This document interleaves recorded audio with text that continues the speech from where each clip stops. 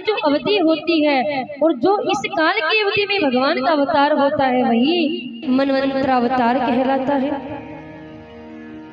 सुखदेव जी महाराज राजा परीक्षित को सुना रहे हैं, आशिते गिरिवरो राजस्त्रिकूटित विश्रुतः श्रोदेनाव्रते श्रीमान्योजनायति मुञ्चितः। कि हे राजा, एक बार एक त्रिकुट नामक पर्वत हुआ और उस पर्वत के पास ही क्षीर सागर है और उस क्षीर सागर की लहरें उठ उठ करके पर्वत राज से टकराती है तो मानो लगता है जैसे पर्वत राज के पांव पखार रही है, उनके चरणों की सेवा कर रही है। अब जो त्रिकुट नामक पर्वत है उसकी कंदरा में महात्मा वरुण का बड़ा सुंदर उद्यान है, एक बगीचा है। उस बगीचे में सुंदर सुंदर फूलों के फलों के वृक्ष लगे हुए हैं। पास में एक सरोवर है और सरोवर के पास ही एक हाथी भी रहता है। अब जो हाथी है उसके अनेकों पत्नियां हैं, अनेकों बच्चे हैं, एक गज रहता है वहां पे, अनेकों पत्नियां अनेकों बच्चे हैं। अब महाराज एक दिन वह गजेंद्र वह हाथी अपनी पत्नियों और बच्चों के संग में भ्रमण करते करते त्रिकुट नामक पर्वत के पास आ गया और भ्रमण करने लगा। भ्रमण करते करते वह उसे प्यास लगने लग गई। जैसे ही प्यास लगी तो महाराज पास में जो सरोवर था, जो तालाब था, उसमें जल पीने लगा।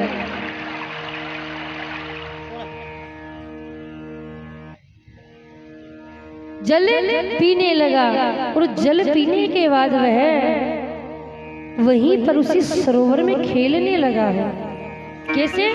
सूंड में पानी भर लेता, कभी अपनी पत्नी पर फेंकता। पत्नी कौन है? हथनी, हाथी की पत्नी हथनी। हथनी पर फेंकता तो कभी महाराज अपनी सूंड में पानी भरता तो अपने बच्चों पर फेंकता। खेलने लगा है, आज कीड़ा करने लगा। अब महाराज जब वह उस सरोवर में खेलने लगा तो अचानक से सरोवर के भीतर से ग्राह आ गया। ग्राह यानी मगरमच्छ। और जैसे ही वो मगरमच्छ आया उसने उस ग्राह ने गजेंद्र का पांव पकड़ लिया और ग्राह गजेंद्र को जल के भीतर खींचने लगा। लेकिन गजेंद्र जो हाथी है बड़ा अभिमानी है, उसे अभिमान है कि ये छोटा सा जीव मेरा क्या बिगाड़ लेगा, ये मेरा क्या बिगाड़ लेगा महाराज। अब महाराज दोनों का भयंकर युद्ध हुआ, लंबा युद्ध चला गजेंद्र और ग्राह का, उस हाथी का और मगरमच्छ का लंबा युद्ध चला। युद्ध चलते चलते महाराज कभी गजेंद्र ग्राह को बाहर खींचता तो कभी ग्राह गजेंद्र को सरोवर के भीतर खींचने लगा। लंबा युद्ध चला, लेकिन जो ग्राह है वो जलचर जीव है और जलचर जीव होने के कारण ग्राह की शक्ति जल के भीतर अधिक है। अब महाराज जब गजेंद्र स्वयं को ग्राह से मुक्त नहीं करा पाया तो वह स्तुति करने लगा। क्या स्तुति कर रहा है? ओम नमो भगवते तस्मै चिदात्मकं पुरुषाय दिविजाय हरिषाय विधीमहि।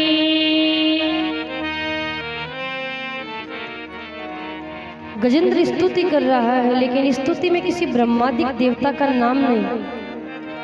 देवता भी बड़े कुटिल है महाराज, जब नाम नहीं लिया तो कोई बचाने वाला भी नहीं आया, कोई देवता नहीं आया।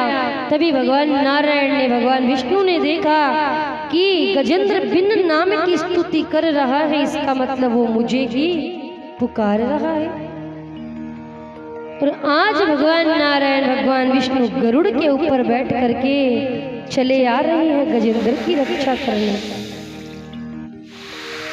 जैसे ही गजेंद्र ने भगवान को गरुड़ पर आते हुए देखा तो सरोवर के बिल्कुल पास में एक कमल का पुष्प लगा हुआ है। कमल उखाड़कर कमलकांत के चरणों में समर्पित कर दिया।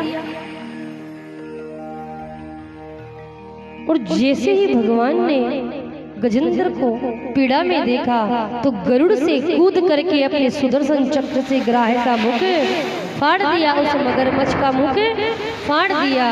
और आज गजेंद्र को लेकर के अपने धाम पहुंचे। जैसे ही भगवान अपने धाम गए तो ग्राह पहले से ही वहां पर बैठा है। ग्राह कौन है? मगरमच्छ। जैसे ही भगवान गजेंद्र को लेकर अपने धाम लौटे तो गजेंद्र के पहले ही ग्राह वहां से मौजूद है, वहीं बैठा है। गजेंद्र ने देखा तो कहने लगा, प्रभु ये यहाँ क्या कर रहा है? हाँ, सारी कहानी सारी घटना तो इसी के कारण घटी है, तो ये यहाँ क्या कर रहा है?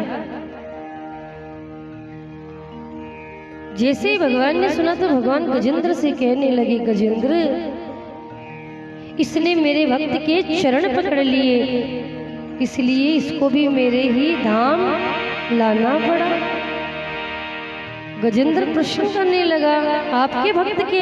कौन है आपका भक्त? किसके चरण पकड़ लिए? परीक्षित जी सुखदेव जी से पूछ रहे हैं कि गजेंद्र और ग्राह आखिर है कौन, और कैसे इसने भक्त के चरण पकड़े? आखिर भक्त यहाँ कौन है जिसके पकड़ करके चरण वो भी वैकुंठ को प्राप्त कर गया? कृपा करके सुनाइए। सुखदेव भगवान राजा परीक्षित से कह रहे, राजा पूर्व जन्म में एक इंद्रदुम्न नाम के राजा थे,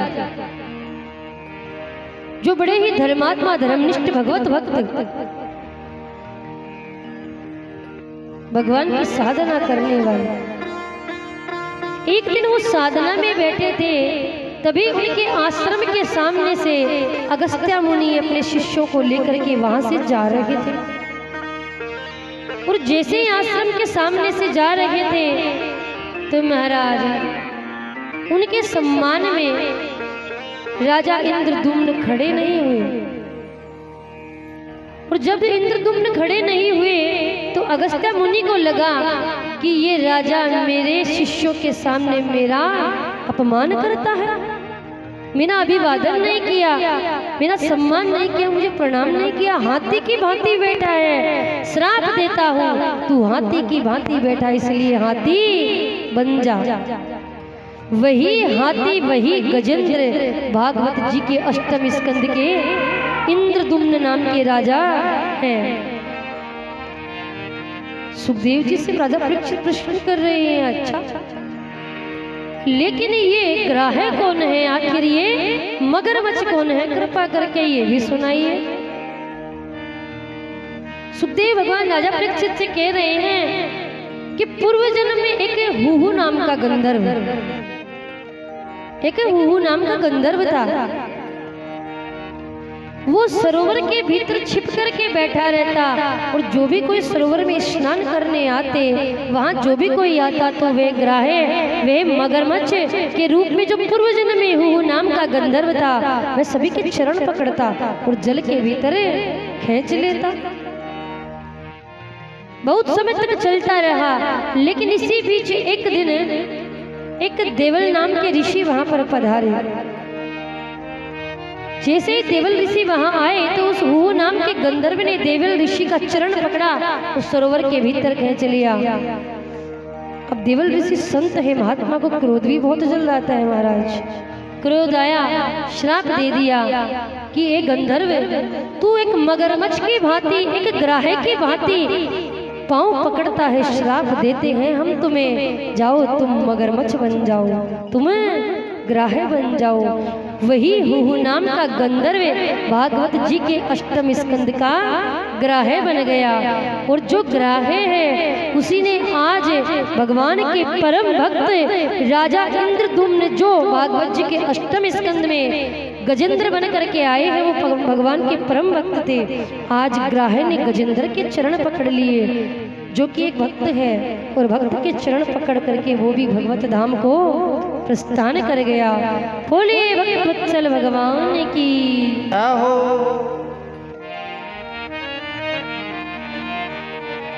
इस प्रकार भगवान ने गजेंद्र और ग्राह पर कृपा करी।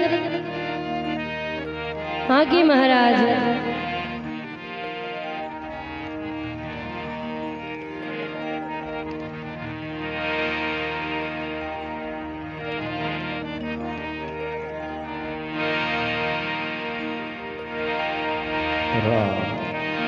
हे गोविंद राखु शरण, हे गोविंद राखु शरण, अब तो जीवन हारे, हे गोविंद राखु शरण।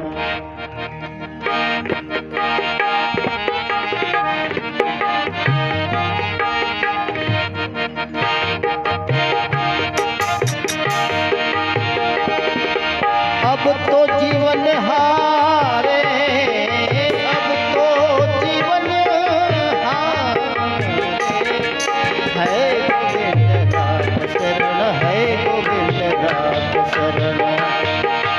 अब तो जीवन हारे, अब तो जीवन हारे, है गोविंद राख शरण, है गोविंद राख शरण।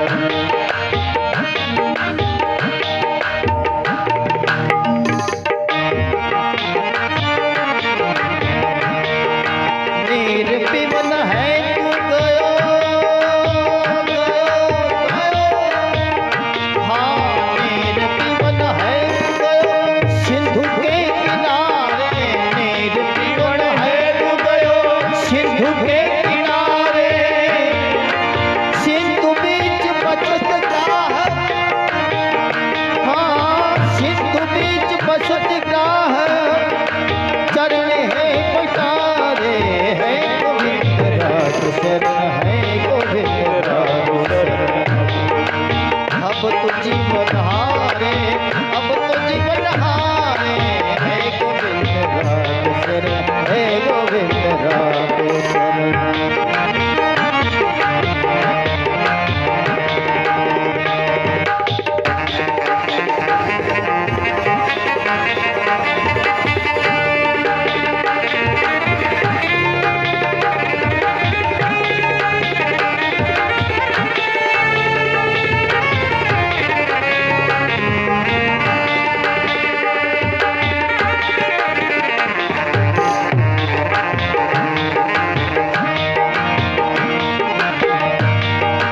चार प्रहर युद्ध भयो,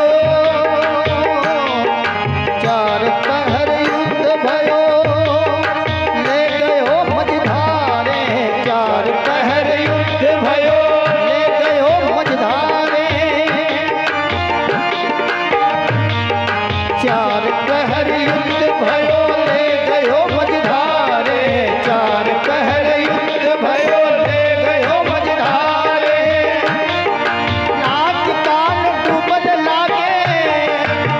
हरि पुकारे, नाक कान डूबन लागे, तब हरि पुकारे, तब हरि पुकारे, हे गोविंद राख शरण, हे गोविंद राख शरण। अब तो जीवन हारे, हे गोविंद राख शरण, हे गोविंद राख शरण।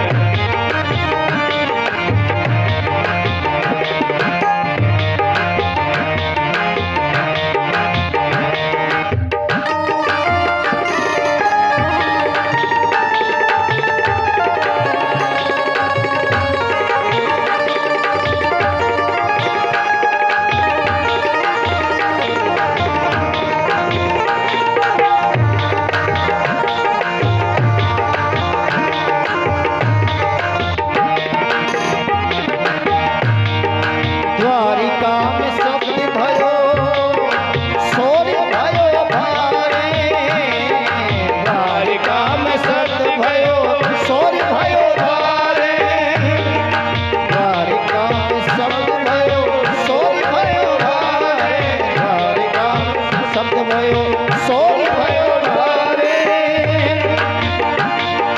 शंख चक्र गदा पद्म गरुड़ ले सिधारे शंख चक्र गरुड़ ले पधारे राज शरण है गोविंद अब तो जीवन हारे है गोविंद राज शरण है गोविंद राज शरण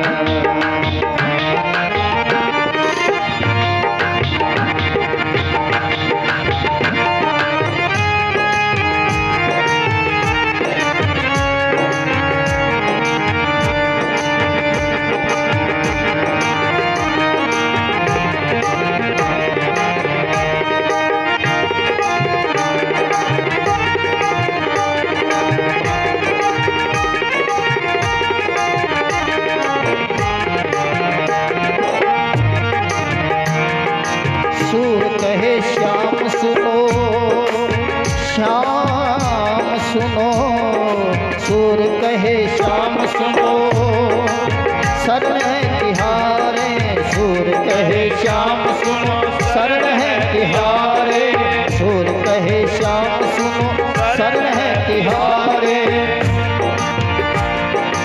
अब की बार पार करो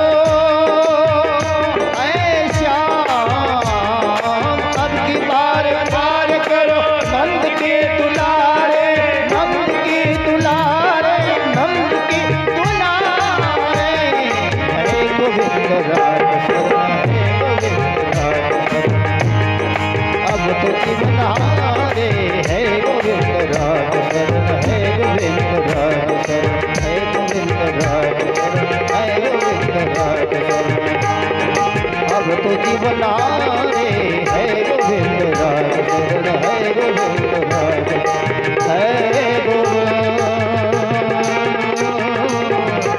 राखो शरण राखो राखो शरण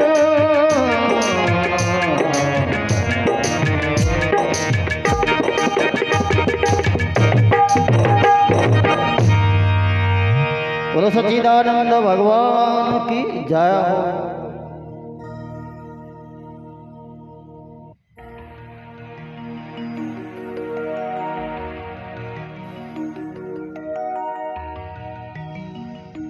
बोली भागवत महापुराण की जय हो। वृंदावन बिहारी लाल की भक्तवत्सल भगवान की।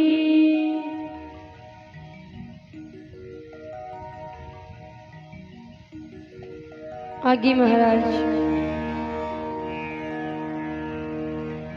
सम्राट कर्म योगी राजा परीक्षित